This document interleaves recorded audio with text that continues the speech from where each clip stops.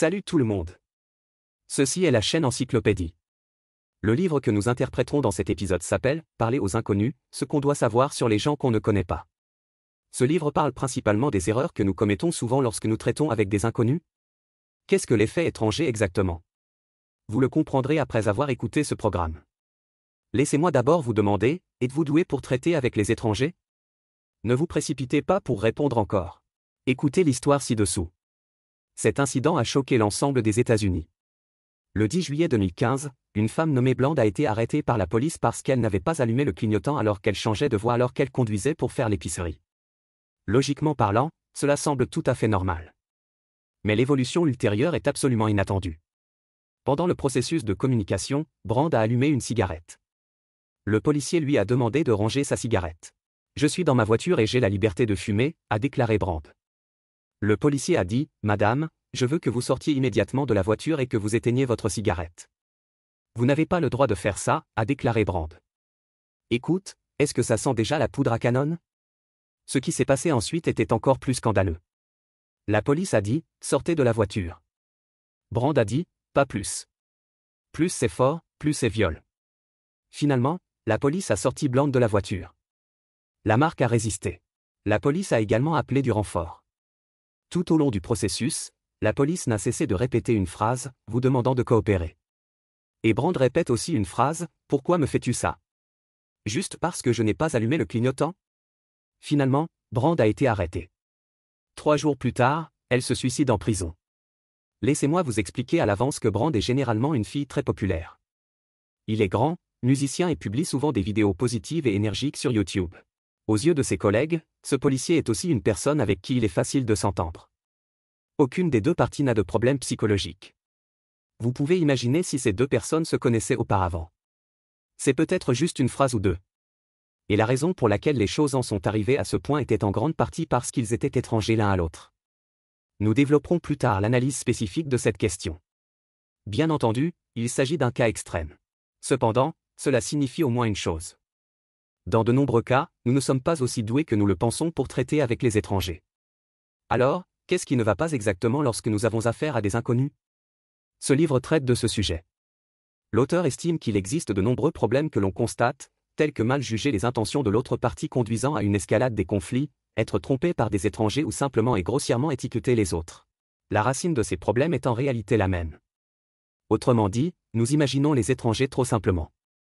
Mais en réalité, les étrangers sont plus compliqués qu'on ne le pense. Après avoir entendu cette conclusion, de nombreuses personnes estiment que ce n'est ni douloureux ni démangeant, comme s'il ne s'agissait pas d'un nouveau point de vue.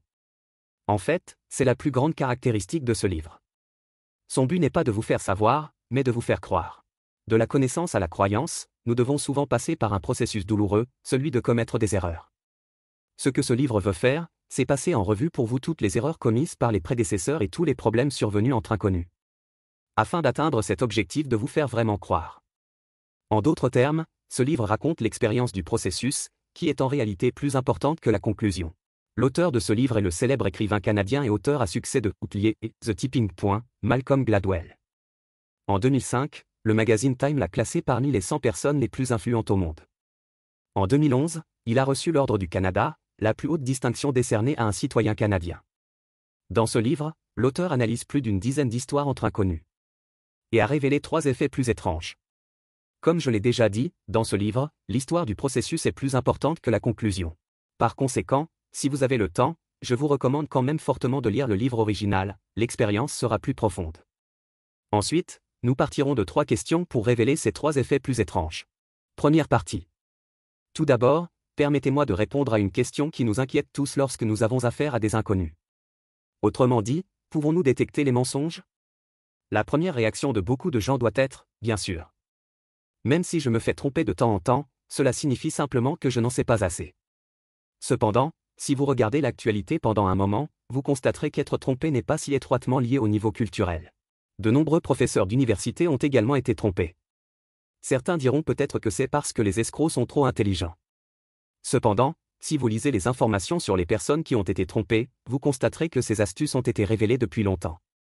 C'est d'ailleurs souvent souligné dans l'actualité. Cependant, lorsqu'ils font face à un escroc, de nombreuses personnes tomberont quand même dans le piège. Vous voyez, identifier les mensonges n'est pas facile. Elle ne peut pas simplement reposer sur la maîtrise des connaissances par une seule personne. C'est une question très professionnelle. Puisqu'il s'agit d'une affaire professionnelle, cela doit être fait par des professionnels.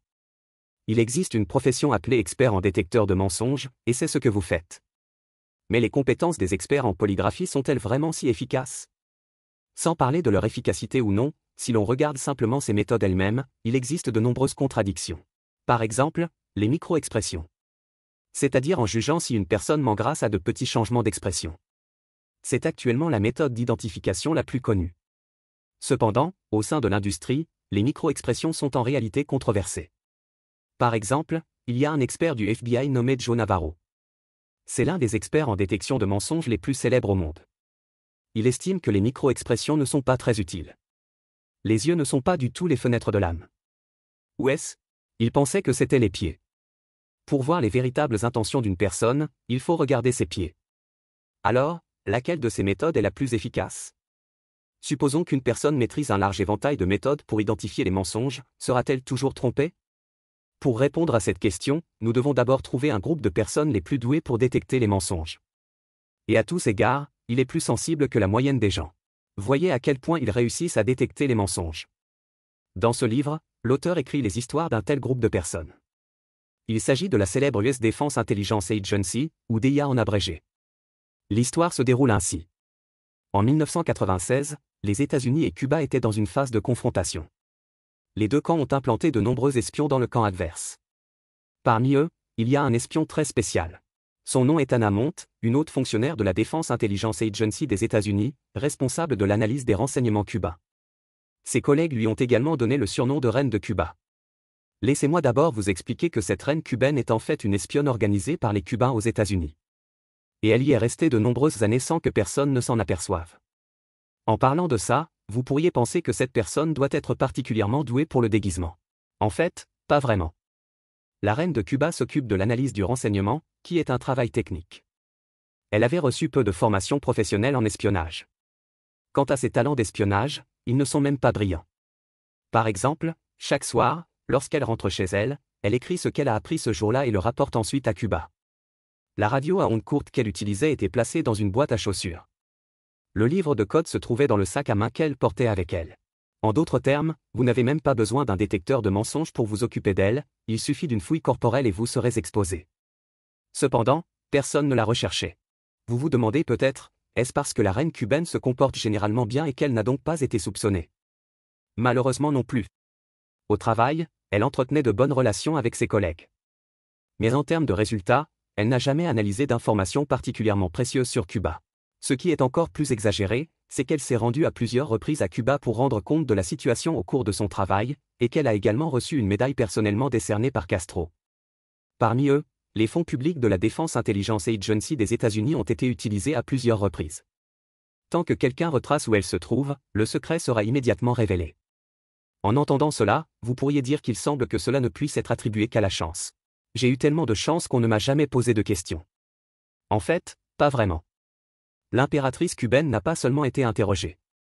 De plus, la personne qui l'a interrogée était un officier professionnel du contre-espionnage. D'ailleurs, lors du contre-interrogatoire, la reine de Cuba a été pleine de lacunes. Par exemple, a déclaré l'autre partie, nous vous soupçonnons de vous livrer à des activités d'espionnage. La réaction de la reine de Cuba fut en réalité un choc. Les agents du contre-espionnage s'en souviennent comme étant comme un cerf face au phare d'une voiture pour la première fois. Cela ne peut plus être qualifié de suspect, ce n'est pas différent de l'admettre directement. Cependant, l'officier du contre-espionnage n'avait aucun doute. Lorsqu'il a posé cette question, il voulait juste donner un coup de poing à la reine de Cuba. Voyant que son objectif était atteint, il se sentit très satisfait. Les deux ont finalement discuté longuement. Ils ont même évoqué des sentiments ambigus entre les hommes et les femmes. Vous le savez, la reine de Cuba n'est pas un cas isolé. Par exemple, pendant la guerre froide, bon nombre des espions envoyés par les États-Unis en Allemagne de l'Est ont été convertis par l'autre camp. Mais les Américains ne l'ont même pas remarqué. Autre exemple, le plus haut responsable du renseignement soviétique aux États-Unis à l'époque était lui-même un espion soviétique. De plus, son niveau n'est pas beaucoup plus élevé que celui de la reine de Cuba, il souffre également d'alcoolisme et il n'a même pas caché les fonds que lui a donnés l'Union soviétique. Et le problème le plus critique est que les agences de renseignement américaines n'ont pas découvert tout cela. Vous savez, ce n'est pas une agence ordinaire, c'est la National Intelligence Agency. Voici un groupe de personnes les plus passionnées et connues pour être les meilleures en matière d'observation. Vous voyez, cela est vrai même pour le personnel professionnel du renseignement, sans parler des gens ordinaires. Le psychologue Tim Levin a également mené un test spécial. Il a trouvé un groupe de volontaires, dont certains ont menti et d'autres ont dit la vérité. En parallèle, nous avons recruté un groupe de psychologues, de policiers et de médecins, bref, ce sont tous des métiers qui nous semblent meilleurs en observation, et nous leur avons demandé de s'identifier. Il s'avère que lorsque l'autre personne dit la vérité, nous ne l'accusons généralement pas à tort et nos suppositions sont particulièrement précises. Cependant, lorsque nous mentons, nous manquons toujours le but et nos suppositions sont extrêmement inexactes. Pour faire simple, peu importe ce que dit l'autre personne, nous pensons tous que ce qu'il a dit est vrai. Maintenant, revenons à la question précédente. Si vous êtes une personne très observatrice. Si vous connaissez beaucoup de méthodes de détection de mensonges.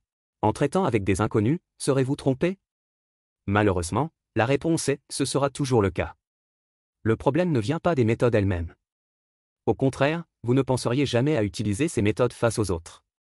Parce que lorsque nous traitons avec des gens, nous supposons toujours que l'autre personne est honnête. C'est l'instinct d'une personne. Cela n'a pas grand-chose à voir avec le nombre de méthodes que vous connaissez. C'est également l'une des conclusions les plus importantes de ce livre, appelé l'effet de vérité par défaut. Autrement dit, lorsque nous traitons avec des gens, la plupart du temps, nous ne collectons pas d'abord des preuves pour ensuite tirer des conclusions petit à petit, comme le font les scientifiques. Nous tirons d'abord des conclusions. Tout d'abord, supposons que ce que dit l'autre personne est vrai. Sur cette base, si l'autre partie fait quelque chose de suspect, nos soupçons s'accumuleront progressivement. Nous ne sortirons pas de cette réalité par défaut tant que nous n'aurons pas accumulé dans une certaine mesure.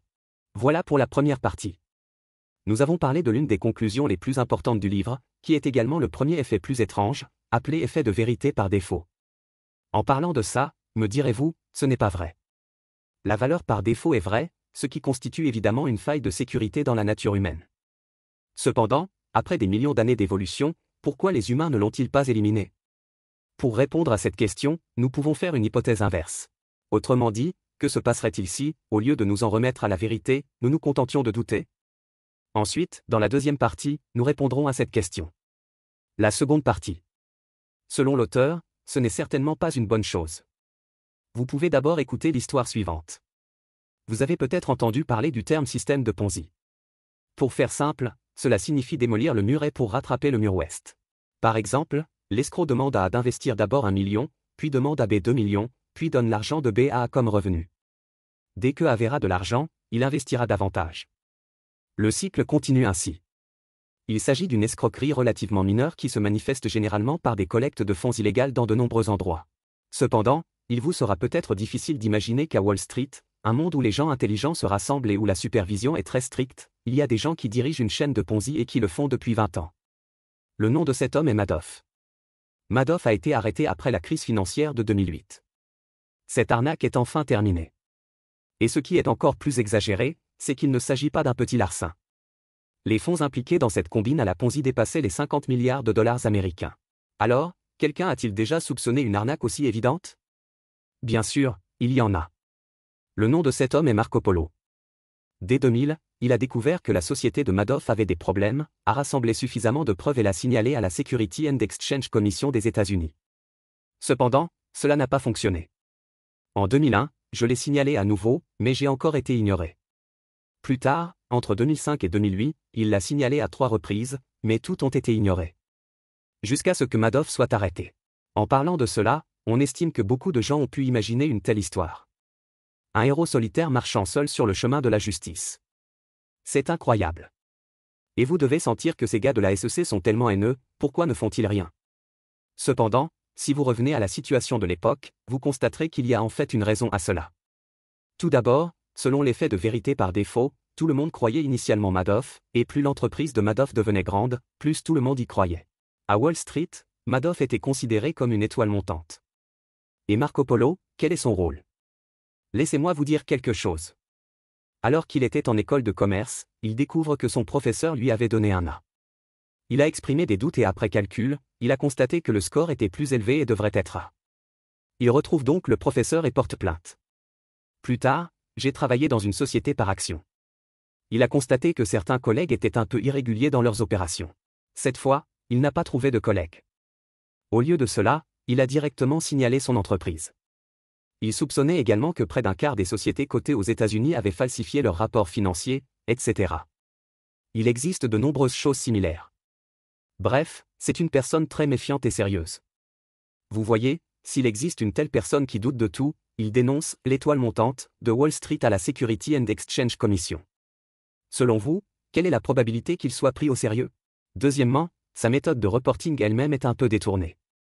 Marco Polo soupçonnait qu'il pourrait y avoir une sorte d'accord entre de nombreuses personnes puissantes et l'entreprise de Madoff, et il pensait que le signaler directement pourrait mettre sa vie en danger.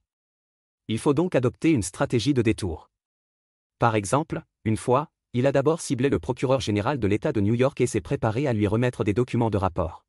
Mais j'avais peur d'être découvert. Il a caché toutes ces informations dans les documents de reportage. Lors de la préparation des documents de rapport, il portait également des gants pour éviter de laisser des empreintes digitales. Placez ensuite les documents de rapport dans 2 couches d'enveloppe en peau de vache. Finalement, il a spécifiquement vérifié où se trouvait le procureur général et a voulu lui remettre l'enveloppe alors qu'il assistait à un événement dans une bibliothèque. Parce qu'il avait peur d'être reconnu en chemin, il s'enveloppa étroitement dans son manteau. En fin de compte, il n'a toujours pas trouvé l'occasion de se rapprocher du procureur général, mais a remis l'enveloppe à d'autres membres du personnel. Vous pouvez l'imaginer.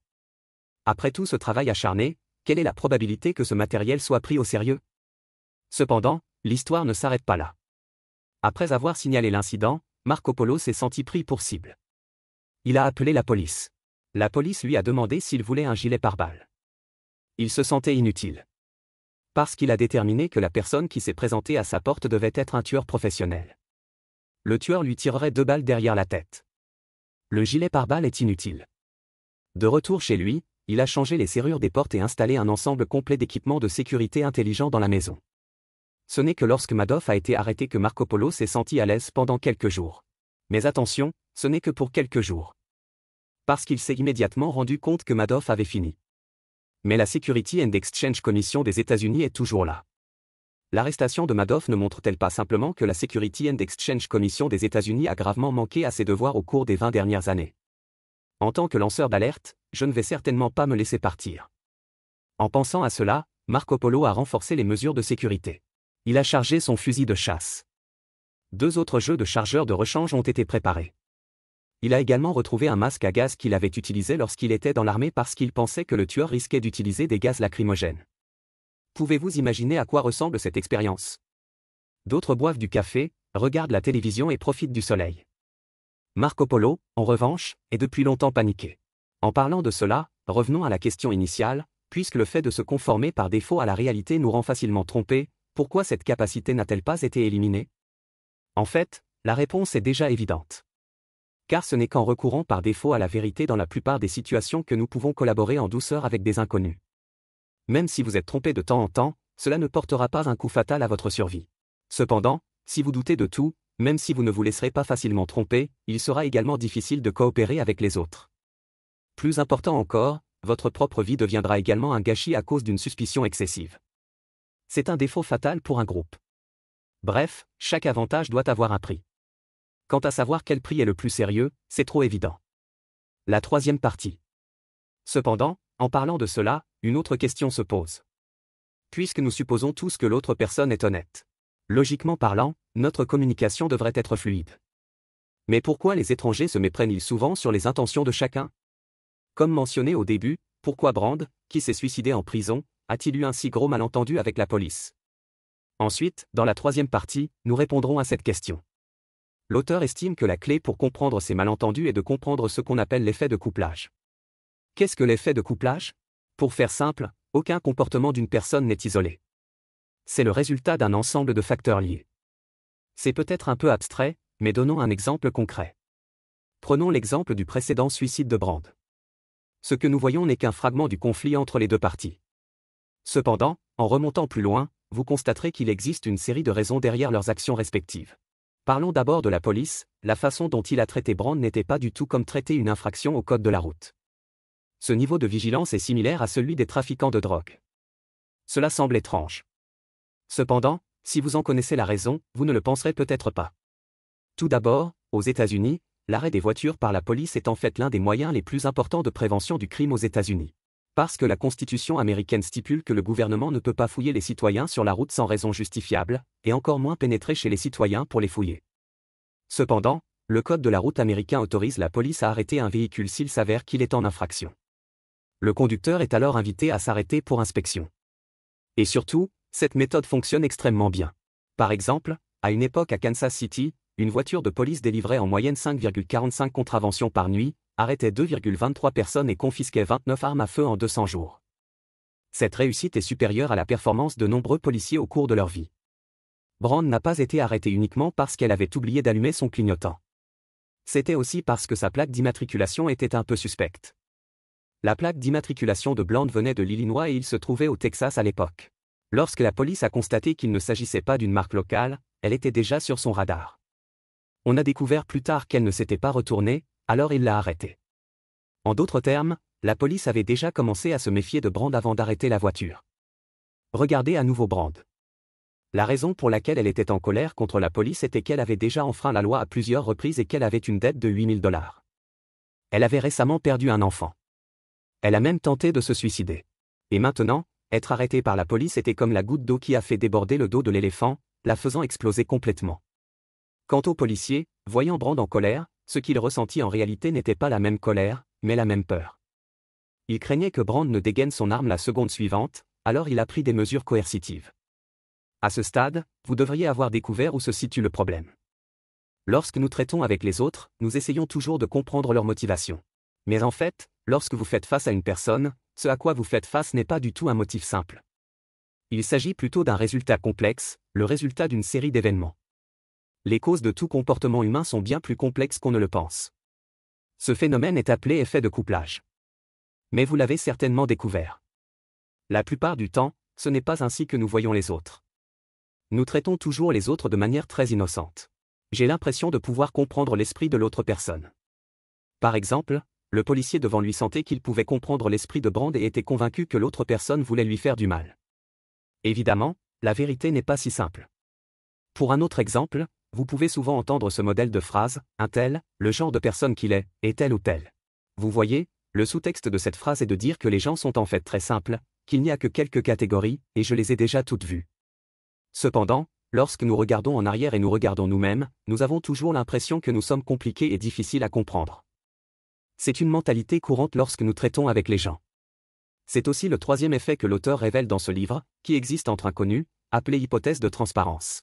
C'est-à-dire que nous avons toujours l'impression que les autres sont transparents et visibles d'un seul coup d'œil. Et nous sommes nous-mêmes compliqués et personne ne peut voir à travers cela.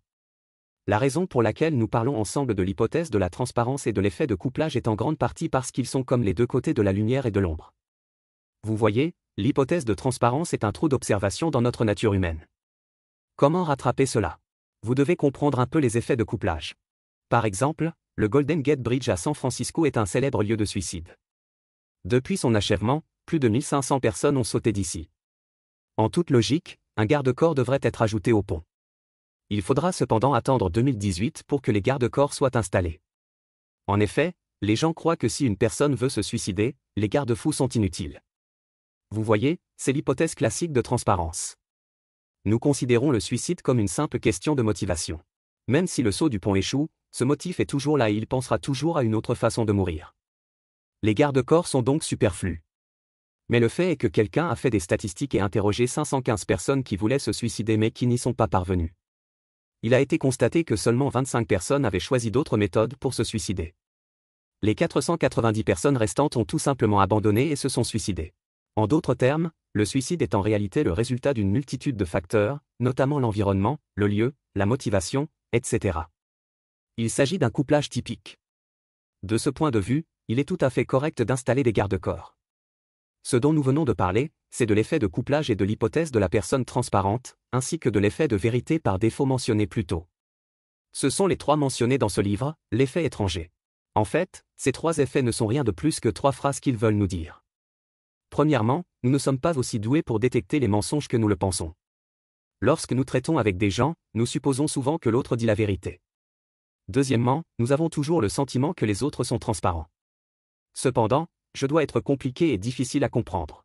Troisièmement, tout comportement d'une personne n'est pas une motivation purement personnelle, mais le résultat d'un grand nombre de facteurs agissant ensemble.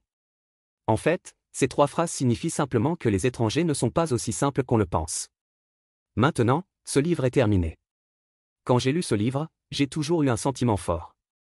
Autrement dit, ce que donne ce livre n'est pas particulièrement avant-gardiste. Vous aurez l'impression que c'est comme une couche de papier à fenêtre qui se brisera lorsque vous la pousserez. N'est-ce pas ainsi que nous sommes? Mais pourquoi n'ai-je pas réalisé quelque chose d'aussi évident avant? En fait, je pense personnellement que c'est l'état le plus élevé de l'écriture d'un livre. Il ne véhicule pas un point de vue purement nouveau, mais perce une couche de papier que personne d'autre n'a vue. Et puis grâce à lui, entrez rapidement dans le consensus populaire et faites partie du consensus. C'est la fin de ce programme, quelles sont vos différentes opinions à ce sujet? Bienvenue à laisser un message pour discuter avec tout le monde. Et, si vous aimez notre chaîne, abonnez-vous à nous. Ah, n'oubliez pas de l'aimer.